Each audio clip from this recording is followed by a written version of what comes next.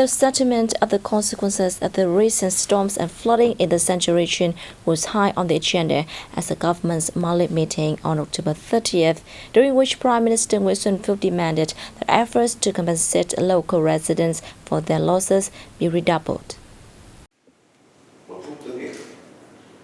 The government members observed a minute's silence in honor of the colonels, officers, soldiers, and civilians who lost their lives in the natural disasters.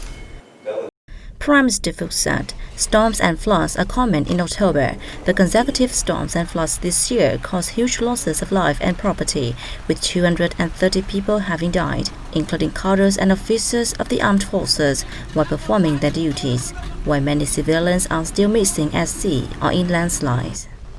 He said the government has taken various drastic measures to save people, evacuate residents, and minimize damage, particularly in the face of Storm Olaf, which hit central Vietnam on October 28th.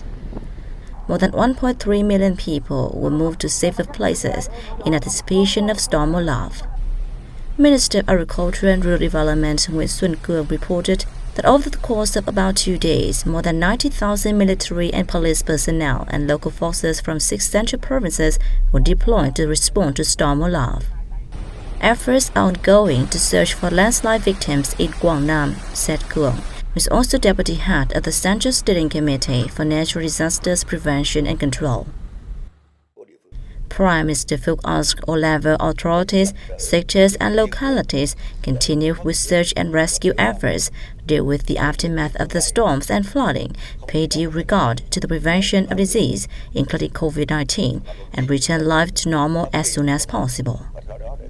Financial support will be provided to families in Quảng Nam and Quảng Ngãi provinces with seriously damaged houses, he said, adding that more assistance will also be given to provinces affected.